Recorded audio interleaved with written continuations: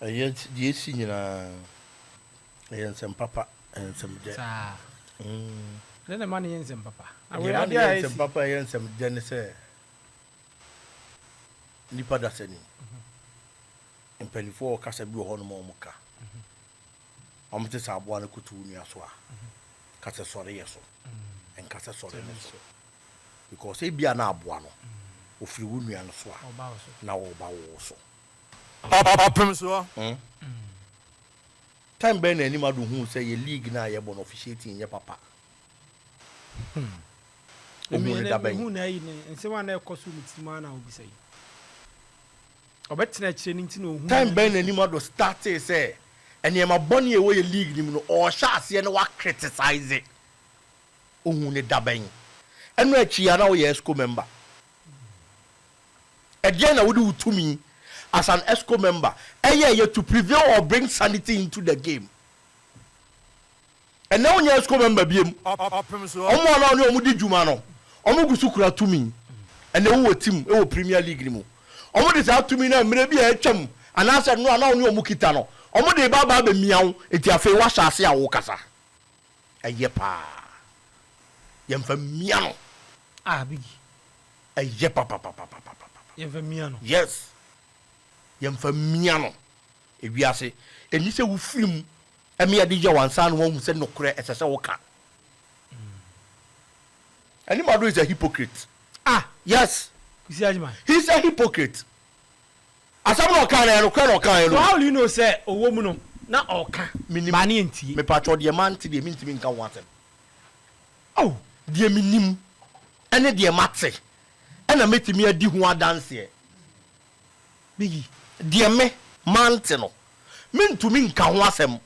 Edi Anim Addo wom no. Oya ExCo member no. So criticize the Football Association anka ye nyina ye bete. He didn't talk about the wrongdoings of the Football Association because he was an ExCo member. He was part of the Football Association. Today, we're losing his slot as an ExCo member. On your part of the Football Association, and Nadia, we also referees more league in papa. Maybe as our time now, referees more money. Sure. Maybe as our time now, no, the Ghana football problems in Komo, you know, and chance you could think of the whole. Maybe as our time, no, who are feeling whom so I bend the big. And then, maybe at those days, no ExCo member, no, who say officiating, no, and yet, none team ma Premier League. When I say they are not team league, no, ma Premier League. Not a Ubo League and Ubo Premier League are two different things.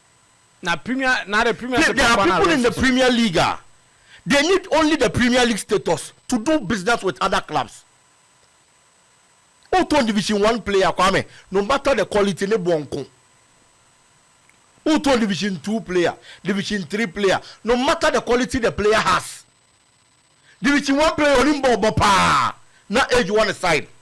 What you need to Premier player or olimbo bopa na age one side. You better Premier player no. And the boy was through Division 1 Nino. Based on the position or her position in way. If you are Division 1, only the ball on boy you on the side.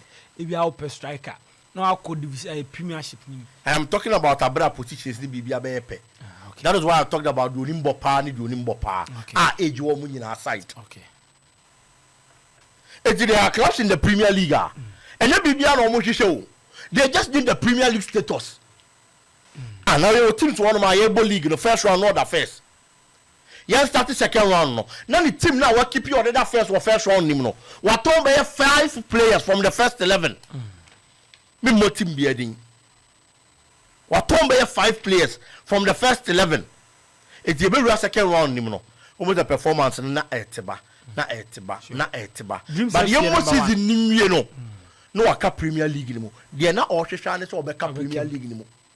Enya na ni to ade hunu te sa asante kotokore hat fo komo pe league ade da bia no etienne Anim Addo hu se e bia na wankasa enya ba bi ko bone ai betimi anam so ma ni team Young Apostles and losing the Premier League status etienne we finding a voice ene wo hu so timi kasa ma ni yeye ene wo hu so officiating wo Ghana Premier League mu nya papa so he's talking about officiating enya papa wo Ghana Premier League mu but it didn't start this season. So when you are an ExCo member, what did you do with your position to bring sanity into the game? I'm going to be a certain last season last year ya now ExCo member maybe a certain when ohui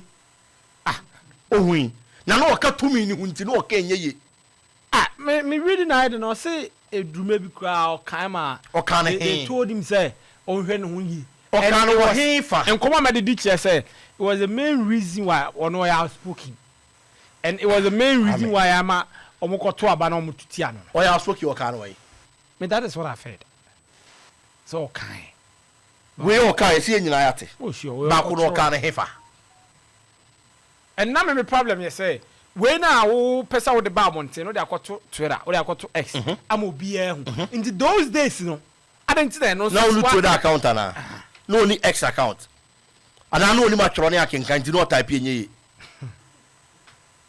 they are part of Ghana football's problems. Me, I'm happy he's being sanctioned. I am a debt. Yes. Na say if on there bi wa no a wo wa mame ye wa asem bi won ma me meka obumfu but e bi atakura beka obubefu sure if it is any other person and e ka asem Anim Addo kan ya me nka me ni problem o eni tira America ka cho say asem na Anim Addo kan e ye no kure turo do waka no but time by no who is officiating ye e wo ye league ni mu because just last year you were an ExCo member and you kept mute because now ka 2 minutes ho eti dia mo para mo di 2 minutes ye and then now free mu na afa dia e kam ya no na wo be ka sa akere me our first season so officiating ye young apostles some first season yes in the premiership yes in bia ono ebetimi aye say those days no na division 1 na dia say ni ho enti any omobog na ne ExCo member you are an executive council member or executive committee member for Ghana Football Association you was elected through the division 1 member the Ghana Football Association doesn't only govern the division 1 it is about Ghana football and he knows what was happening in Ghana football as an ExCo member. That is my point. Obetimi aba say Emahwe David Abigail Emahwe say Emahwe those days no now or so on the ticket of a division 1 club and you know Ghana Premier League and they were about premiership no Ghana Premier League na o say no Ghana Premier League say no he knew na attention wo so attention no kwampa o hwebia obehu your league no one of the biggest problems are you facing your officiating it is clear wo your league ni bi nko a obehu kotokoko atakwa isi ehu Akala was go board himself see ye every move Akala be make bia was an offside me your video no ha nche be show you na Ghana for nya and then them ka say sansem we aye di hu nkomo yi officiating nsem aye kan it didn't start this season it started long ago e shafia che e shafia mpo ansa na Anim Addo ba be ExCo member abedi mfie 9 it is for the past 4 years. Now on him say a league officiating your papa na. He's a hypocrite. He's not an honest man. Yes, and I will repeat it. Ojina ha meka kire no. Onye no kwafo. Afei na bia nipa na. Afei na enkotia oni de. When we say officiating your league ni mu, it is say oba abonten na oba beka. But time na oye ExCo member no. Na enkotia nkofo mo complaining. Almost so complaining now we are ExCo member now ka efe de ho no mo sa afo ya no mo sa charge sa lipa kro no mo ne de who you so I am feel offended because many problems so feel offended but anya did atem ExCo efe fo na ka who you so efe fo na e be me dem mom say dante ombo efe fo ya na mo charge lipa kro no omo charge supporters I don't want to charge me that. Yeah, me sure. Yeah, it's true. I'm not charge supporters. So supporter akwa ka referee asem. What charge supporter no? Just because you had power. Today you are out of power. You only did microphone and you did wa me nka bi ma wo. Ntimi nya sa wo. Baby, that doesn't mean saying some now can so no crow. Wo dey bi sa kro. Enu ntira me ka said you can dey ye no kre. Ba uti se teta ye ni teta ye. What is it? So uti and set teta ye ni teta ye. Teta na ni titi se. Dia waka no e no kure ba nyo no na sesa nko waka. Because he's been part of the system he's criticizing before. Again or the omo before fronka omo nya adwuma o efe wono na ye hunu so omo ka no kure no. Those who are honest, he should allow them to talk. and you know to me now criticizing no just last year now you're part of South to me no but when to be am fast out to me now unya no am fancy sashay wa Ghana football mu eti na uko gina nchen no a wo ba ka tem the problem say na Ghana football e face no ye de wo ba mfie nan se bra ba so anu ma yen won timi anya hwe amfa amoa yen ene wo che ba tere menya ndien ye mfa ni no officiate na ye pa on tirem sa no mre omon charge no omon punish no omon ban no omon fine no e kira biem so onya tumi biem a wo de bedi no kure on kana no ntum abre favor no no film ya oba be gina nchen aba be criticize the South to me no me da se